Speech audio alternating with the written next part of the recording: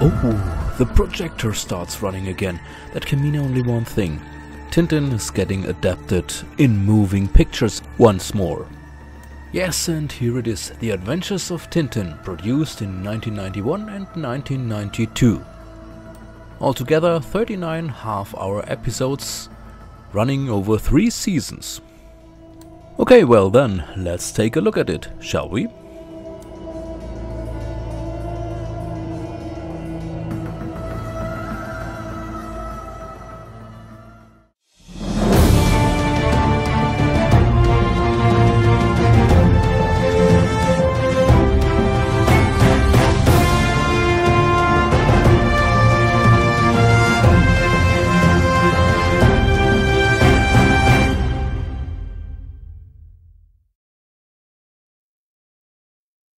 The Adventures of Tintin was a Belgian, American, Canadian, French co-production. Yes, that many countries took part. And as I mentioned earlier, 3 seasons were produced, coming up to 39 episodes of half an hour duration. But half an hour episodes meant that some of the stories had to be broken up into 2 parts. And even though there were changes in some of the stories, critics and fans alike call this series very faithful to the source material. The show was produced using classical animation techniques. Each frame was hand-drawn, then transferred to a celluloid foil, colors were added, and then photographed frame by frame. But, very innovative for the time, 3D computer animation was used in the double episode Destination Moon and Explorers on the Moon. And of course, the 3D computer animation was used for the moon rocket. But it was not done like they would do it today. The rocket was calculated and drawn by a computer, then the pictures had to be printed out and transferred on celluloid again. Of course, drawn by hand. So you might call it a mixture of computer 3D animation and classical animation techniques.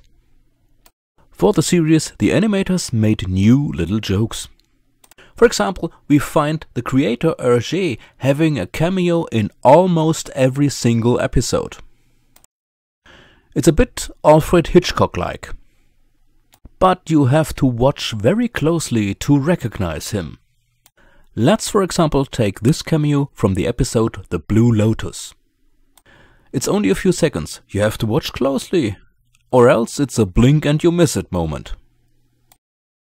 In this scene from The Broken Ear you see Hergé standing at the bar in the background. And it's always like that through the whole series. And talking about changes they made from the comic books, I have to talk about the biggest change first. Because, of course, it's the order of the episodes. The first 5 episodes, for example, cover The Crab with the Golden Claws, The Secret of the Unicorn and Red Rackham's Treasure. In this, The Crab with the Golden Claws are 2 episodes, The Secret of the Unicorn are 2 episodes, and Red Rackham's Treasure is 1 episode.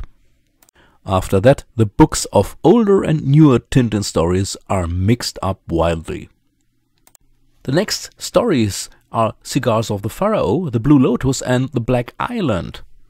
And that leads to the strange fact that Haddock suddenly disappears completely from the stories because the originals are set in a time when he and Tintin did not know each other yet. On other occasions, stories that loosely build up on one another have swapped positions. For example, Flight 714 and the Red Sea Sharks, where in the original Flight 714 is referencing the Red Sea Sharks.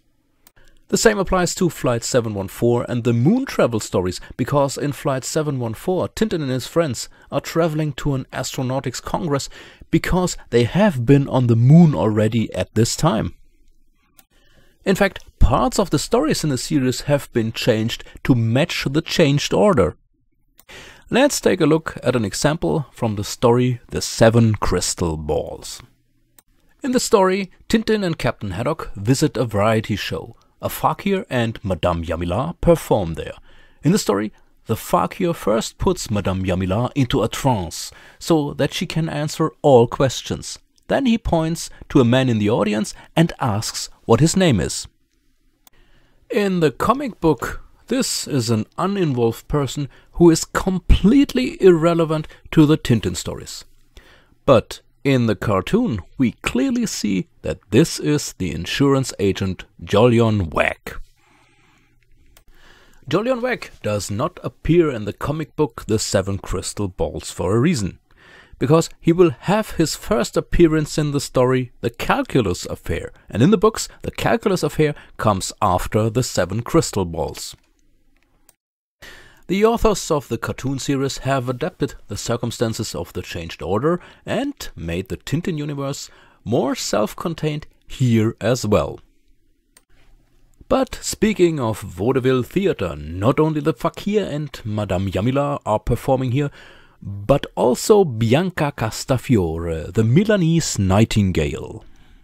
She sings a song, and this song is actually the original Jewel song from the opera Faust, which she always sings in the books, much to Haddock's dismay. Most of the other changes in the series are on the small side. Often there are cuts in the plot due to time constraints. Let's stay with the story The Seven Crystal Balls for a moment. When Tintin and Haddock go backstage to visit Ramon Zarate, the knife thrower in whom Tintin recognized General Alcazar, they meet the fakir and Madame Yamila on the corridor. In the book, Tintin speaks to the fakir and asks where he can find Alcazar's wardrobe. In the series, Tintin and Haddock walk past the fakir and Madame Yamila, but they never talk. Overall, care was taken to reduce the violence in this series a bit, as they did with Captain Haddock's alcohol problem.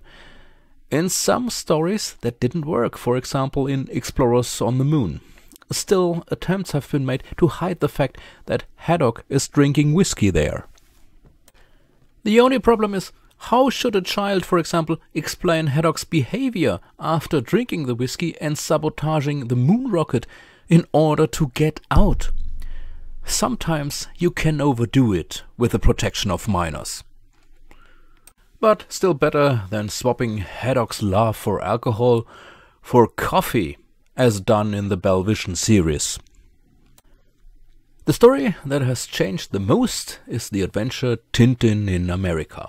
The entire storyline in which Tintin visits the Native American people and has some problems there has been removed.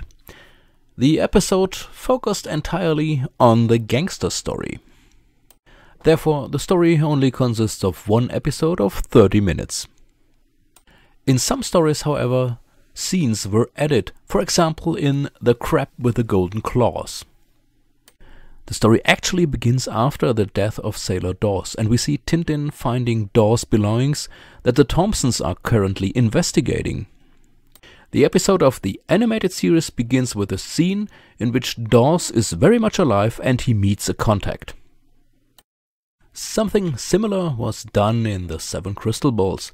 As in the movie The Temple of the Sun, we see the prehistory of how the expedition in South America found the mummy of Ras Karkapak. But I don't want to go into all the details here. Let's take a look at a few more Hergé cameos instead and admire the style of the series. This one is just like in the books. The series has a high production quality. And despite the changes, the series is really very true to the original. It's fun to watch. Oh, by the way, the story Tintin in the Congo was not made into an episode because of the racial stereotypes. Of course, Tintin in the Land of the Soviets was also not made into an episode. The reasons for this should be known by now. And the incomplete story Tintin and Alf Art was also not made into an episode. Personally, I like the series very much. I can only recommend it.